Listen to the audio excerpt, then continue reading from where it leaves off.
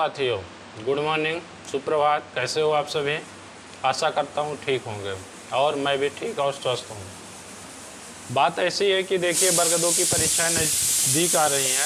इसी को ध्यान में रखते हुए मैं आपको NCERT एग्जाम्पलर, जो कोई नहीं कराता, प्योर NCERT एग्जाम्पलर कराने जा रहा हूँ और वो भी NCERT का पूरा एग्जाम्पलर दूंगा जो कहीं नहीं मिलेगा आपको। ठीक है ना? तो आइए शुरू करते हैं।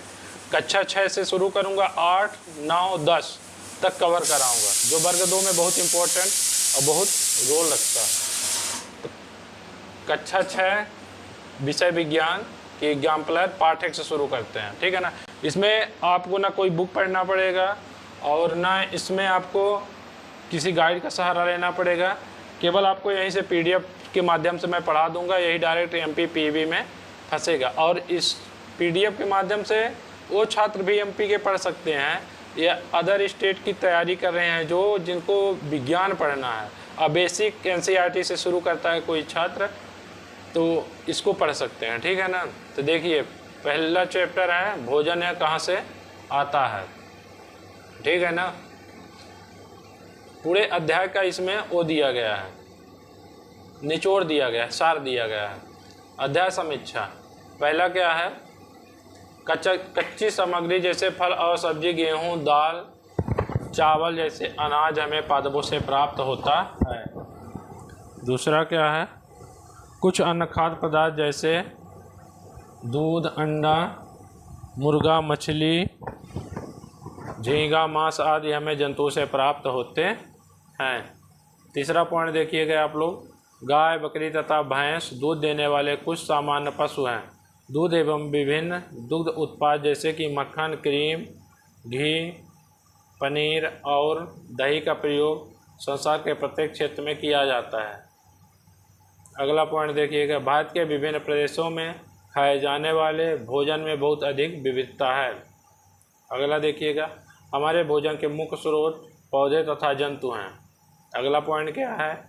हमें जंतु केवल पादप खाते हैं, उन्हें शाकाहारी कहते हैं। वे जंतु केवल पादप खाते हैं, उन्हें शाकाहारी कहते हैं। अगला क्या है? वे जंतु केवल जंतुओं को खाते हैं, उन्हें मांसाहारी कहते हैं। अगला क्या है? जो जंतु पादप तथा दूसरे प्राणी दोनों को ही खाते हैं, उन्हें सर्वाहारी कहते हैं। किसी भी खाद्य सामग्री में मिलाए जाने वाली सामग्रियों को संघटक कहते हैं, जैसे दूध, चावल, चीनी और पानी खाद्य पदार्थ खीर के संघटक हैं। अगला पॉइंट देखिएगा, बीज के शीश पौधों का उगना अंकुरण कहलाता है। मधुमक्खियों द्वारा इकट्ठा की गई फूलों के मीठे रस को मकरंद, नेक्टर कहते हैं। बाद में शहद बन जाता है। यहाँ से डायरेक्ट क्वेश्चन आता है साथियों, ध्यान दीजिएगा, ये कहीं बुक में नहीं मिलता है आप लोगों को और हम लोग परेशान होते हैं। ठीक है ना? अगला पॉइंट क्या है देखिएगा, नेक्टर तक हम लोग पढ़ लिए थे। नेक्टर कहाँ है? थोड़ा ऊपर PDF चली गई है, अब सही है, ध्यान दीजिएगा। भारत के विभिन्न प्रदेशों में खाए जाने वाले भोजन में बहुत अधिक विविधता है। हमारे भोजन में मुख्य स्रोत पौधे तथा जंतु हैं। अगला पॉइंट है, जो जंतु केवल पादप खाते हैं, उन्हें शाकाहारी कहते हैं। जो जंतु केवल जंतुओं को खाते हैं, उन्हें मांसाहारी कहते हैं। जो जंतु पादप तथा दूसरे प्राणी दोनों को ही खाते हैं, उन्हें सर्वाहारी कहते हैं। किसी भी खाद्य सामग्री में मिलाए जाने वाली सामग्री को संघटक कहते हैं, जैसे दूध, चावल, चीनी और पानी खाद्य पदार्थ खीर के संघटक है। बीज से शीश पौधों का उगना अंकुरण कहलाता है। मधुमक्खियों द्वारा इकट्ठा की गई फूलों के मीठे रस को मकरंद, नेक्टर कहते हैं, जो बाद में शहद बन जाता है। यहाँ तक हम लोग पढ़ लिए थे, ये फिर से रिवीजन हो गया, थोड़ा PDF ऊपर चली गई थी।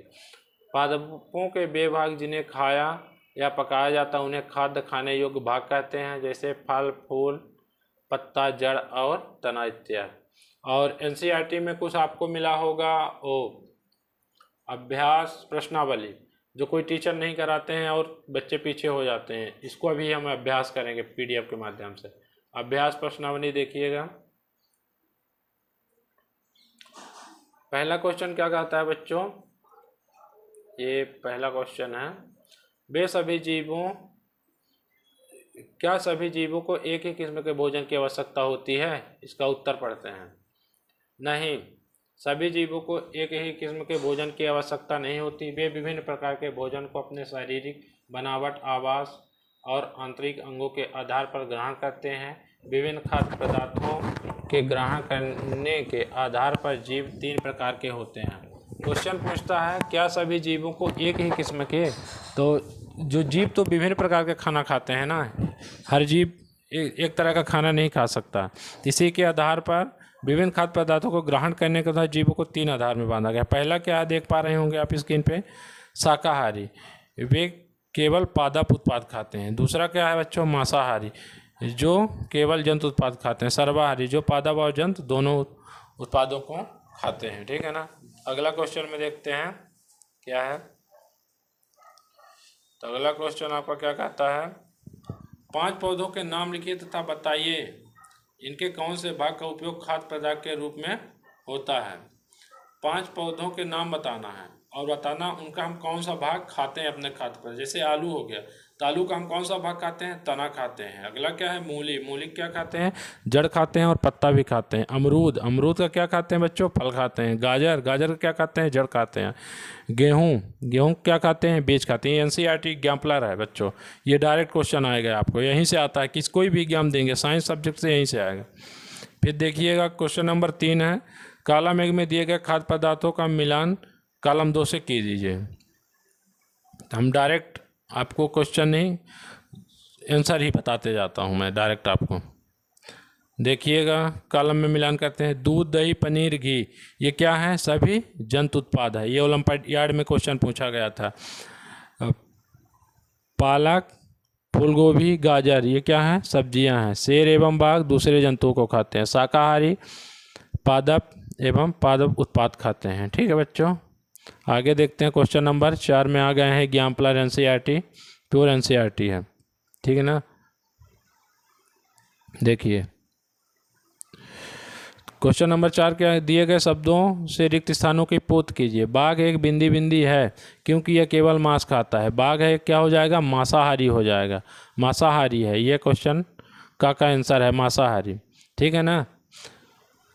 हिरण केवल पादप उत्पाद खाता है, इसलिए इसे क्या कहते हैं, जो केवल पादप उत्पाद खाता है उसको क्या कहते हैं, शाकाहारी कहते हैं।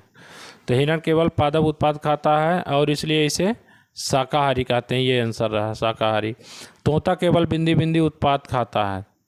तोता केवल पादप उत्पाद खाता है, ये आंसर रहा। ठीक, फिर क्या है, घ नंबर क्वेश्चन में आ गए हैं, ध्यान दीजिएगा। जो बिंदी बिंदी हम पीते हैं वह प्रायः गाय, भैंस या बकरी से प्राप्त होता है। दूध, जो दूध हम पीते हैं प्रायः गाय, भैंस, बकरी से प्राप्त होता है, इसलिए यह जंतु उत्पाद है। ठीक है ना। अंगा नंबर क्वेश्चन क्या कहता है, हमें चीनी बिंदी बिंदी से मिलती है, हमें चीनी गन्ना से मिलती है। फिर देखिए अतिरिक्त प्रश्नोत्तर आ गया है, अब इसका भी अभ्यास कर लेते हैं हम लोग। पाठ 1 विषय विज्ञान और एग्जाम्पलर। ठीक है ना। खाद्य पदार्थों के 2 मुख्य स्रोतों के नाम लिखिए। खाद्य पदार्थों के 2 मुख्य स्रोतों के नाम लिखिए। क्या है, पादप और जंतु। खाद्य पदार्थ हमें 2 स्रोतों से किससे किससे मिलता है, पहला पादप से मिलता है, दूसरा जंतु से मिलता है।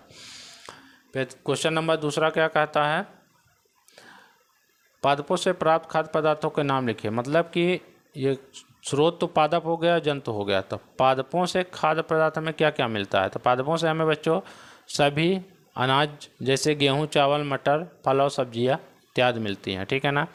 फिर नेक्स्ट क्वेश्चन है क्वेश्चन नंबर 30, जंतुओं से प्राप्त खाद्य पदार्थों के नाम बताना। तो जंतुओं से हमें खाने के लिए क्या क्या मिलता है हमारे जीवन में, बताएंगे। अंडा, दूध, मांस, चिकन, मछली और पोर्क मिलता है। ठीक है ना। फिर आपके चैप्टर में आया होगा बच्चों, संगठक क्या होता है। ये संगठक डायरेक्ट क्वेश्चन में आ जाता है, पेपर में आएगा आपके। संगठक क्या होता है, संगठक क्या है, इसका उदाहरण उत्तर देखेंगे। किसी भी खाद्य सामग्री में मिलाए जाने वाले सामग्रियों को संगठक कहते हैं। जैसे दूध, चावल, चीनी और खाद्य पदार्थ खीर के क्या है, संघटक है। संघटक की परिभाषा याद कर लीजिएगा साथियों, बहुत इंपॉर्टेंट है। किसी भी खाद्य सामग्री में मिलाए जाने वाले सामग्री को संघटक कहते हैं। मतलब कि जो चीज़ मिलाई, कुछ चीज़ हमें बनाना है, उसमें क्या क्या लगता है, वही संघटक कहलाता जाता है। यदि संक्षेप में बताओ तो क्वेश्चन नंबर 5 पे ध्यान दीजिएगा। खाद्य पदार्थ चिकन करी के बनाने में प्रयुक्त की जाने वाली संगठनों के क्या करना है, नाम बताइए। खाद्य पदार्थ चिकन करी के बनाने में प्रयुक्त की जाने वाली संगठनों के नाम लिखिए। पादप और जंतु खाद्य पदार्थ चिकन करी के प्रमुख संगठक है। ठीक है, इतना ही हमें लिखना है बच्चों। अगला क्वेश्चन देखिएगा, क्वेश्चन नंबर 6 पे। क्वेश्चन नंबर 6 क्या कहता है? क्वेश्चन नंबर 6, पादपों के खाद्य खाने योग्य भाग क्या होता है? पादपों के वे भाग जिन्हें खाया पकाया जाता है उन्हें खाद्य खाने योग्य भाग कहते हैं। क्वेश्चन नंबर 7 देखिएगा बच्चों, पादपों के खाद्य खाने योग्य भाग के नाम लिखो। मतलब पादपों के हम कौन कौन से भाग खाते हैं ये बताना है हमें। तो फल खाते हैं, फूल खाते हैं, पत्तियां खाते हैं, तना खाते हैं, जड़ खाते हैं, ये सभी पादपों के खाने योग्य भाग होते हैं। ठीक है बच्चों। अब अंकुरण क्वेश्चन आपका पूछता है, अंकुरण किसको बोलते हैं? अंकुरण। ठीक है, अंकुरण क्या है? तो क्या कहता है उत्तर देखेंगे, बीज से शिशु पौधे का उगना अंकुरण कहलाता है। जो बीज होता है, बीज से शिशु मतलब छोटा पौधा जब निकलता है उसे हम क्या कहते हैं? अंकुरण कहते हैं। ठीक है बच्चों। आप क्वेश्चन नंबर अगला देखते हैं, 9वां नंबर क्वेश्चन देखते हैं। 9वां नंबर क्वेश्चन क्या कहता है, ध्यान दीजिएगा। मकरंद नेक्टर किसे कहते हैं? आप नेक्टर किसी से पूछेंगे ना बता पाएंगे। मकरंद क्या होता है, क्योंकि ये एनसीईआरटी की भाषा है। हिंदी में तो और भी कठिन है, हिंदी में सब टीचर पढ़ाते भी नहीं हैं। मधुमक्खियों द्वारा इकट्ठा की गई फूलों के मीठे रस को मकरंद नेक्टर कहते हैं, जो बाद में शहद बन जाता है। ये ओलंपियाड का क्वेश्चन है छात्रों, ओलंपियाड आपने सुना होगा, ओलंपियाड में क्वेश्चन डायरेक्ट एनसीईआरटी से आते हैं। क्वेश्चन नंबर 10वां देखिएगा, मधुमक्खी अपनी शहद कहाँ इकट्ठा करती हैं? तो मधुमक्खी अपनी शहद अपने द्वारा बनाए गए छत्ते में इकट्ठा करते हैं। ठीक है छात्रों। आप क्वेश्चन नंबर 11वां देखते हैं, खाद्य पदार्थों के ग्रहण करने के आधार पर जंतुओं को कितने प्रकारों में बांटा गया है? खाद्य पदार्थों को ग्रहण करने के बाद जंतुओं को कितने प्रकार में, इसको हम पहले भी पढ़ चुके हैं, शाकाहारी, मांसाहारी, सर्वाहारी। यहाँ आपका रिवीजन करते हैं। शाकाहारी किसको कहेंगे? जो पादपों से केवल प्राप्त होने वाले उत्पादों को खाता है। मांसाहारी किसको बोलोगे? जो केवल जंतुओं से प्राप्त होने वाले उत्पादों को खाते हैं। ठीक है ना, मतलब मांस खाते हैं। और सर्वाहारी किसको बोलेंगे? जो जंतु और पादप दोनों से मिलने वाला उत्पाद खाते हैं, उसको क्या कहते हैं? तो सर्वाहारी कहते हैं। ठीक है ना। अगला क्वेश्चन देखते हैं, क्वेश्चन नंबर 12 पे आते हैं। ठीक है ना, ध्यान दीजिएगा। फिर से आपका क्वेश्चन अगला क्या कहता है, शाकाहारी किसे कहते हैं? ये अभी आपको हमने तुरंत रिवीजन किया। वे जंतु जो केवल पादप या पादप उत्पाद खाते हैं शाकाहारी कहलाते हैं। इसके उदाहरण हैं गाय, हिरण, बैल, खरगोश इत्यादि। ठीक। मांसाहारी किसे कहते हैं? अगला क्वेश्चन है, आप इसका उत्तर ध्यान दीजिएंगे। मांसाहारी किसे कहते हैं? वे जंतु जो केवल शब्द ध्यान दीजिए, जंतु या जंतु उत्पादों को ही खाते हैं उन्हें मांसाहारी कहते हैं, जैसे शेर और बाघ, जैसे हमने आपको पहले बताया। अगला क्वेश्चन देखते हैं छात्रों, सर्वाहारी किसे कहते हैं? सर्वाहारी किसे कहते हैं? वे जंतु जो पादप और जंतु दोनों को खाते हैं वे सर्वाहारी कहते हैं, सर्वाहारी कहलाते हैं, जैसे मनुष्य और कौवा। ठीक है ना, ध्यान दीजिएगा। ये आपका बहुत कम समय में मैंने कक्षा 6 के विज्ञान विषय को पाठ 1 जैसे चैप्टर का नाम आपने देखा ही होगा, क्या है? भोजन यह कहाँ से आता है। इसको हमने आपको पूरा सारांश बता दिया, पूरे क्वेश्चन आंसर बता दिया कम समय में। अब कुछ क्वेश्चन है आपको ये प्रश्नावली अभ्यास, इसको आपको घर पे प्रैक्टिस करना है। नहीं बनेगा तो हमें कमेंट के माध्यम से पूछेगा, मैं ज़रूर जवाब में दूंगा आपको। तो आपको प्रश्नावली के अभ्यास के क्वेश्चन को मैं वाचन कर देता हूँ, ध्यान दीजिएगा। मधुमक्खी अपना भोजन कहाँ भंडारित करती है? ये शायद इससे पहले भी चैप्टर में आ चुका है, आपको मैंने इसे आंसर बताया है। मधुमक्खी का भोजन क्या है ये भी हमने आपको बताया है, पाठ से ही है क्वेश्चन। 3 अंकुरित होने वाले अनाजों का नाम लिखिए, ये भी हमने आपको बताया। आलू के किस भाग को खाते हैं, ये भी हमने आपको टेबल में बताया था। और बहुत महत्वपूर्ण क्वेश्चन है, याद कर लीजिएगा। किसी भी एग्जाम में जहाँ साइंस विषय आता है, छोटे बड़े एग्जाम में सब यही क्वेश्चन आते हैं बच्चों। अब हम लोग डायरेक्ट नहीं पढ़ पाते हैं, इधर उधर भटकते रहते हैं स्टडी मटेरियल सही न होने के कारण। तो देखिए अगला क्वेश्चन क्या कहता है, सरसों के उस भाग का नाम बताइए जो खाने के लिए उपयोग किया जाता है। सरसों के भाग का नाम पूछ रहा है। ठीक है, आशा करता हूँ अच्छा लगा होगा। और वर्ग 2 स्पेशल 6 से 8 जो TGT BED वाले छात्र और साथी हमारे हैं इधर उधर भटक रहे हैं, उनके लिए अति महत्वपूर्ण है, क्योंकि एग्जामिनर जो आपको पढ़ाना है वहीं से क्वेश्चन बनाता है और हम लोग क्या है कि इधर उधर भटक जाते हैं। ठीक है ना, तो भटकना नहीं है, ऐसे ही रोज आना है। छोटे छोटे वीडियो के माध्यम से मैं आपको एक एक चैप्टर करके पूरी NCERT ऐसे एग्जाम्पल ख़त्म करा दूँगा। ठीक है, धन्यवाद साथियों, कल मिलते हैं, नमस्कार।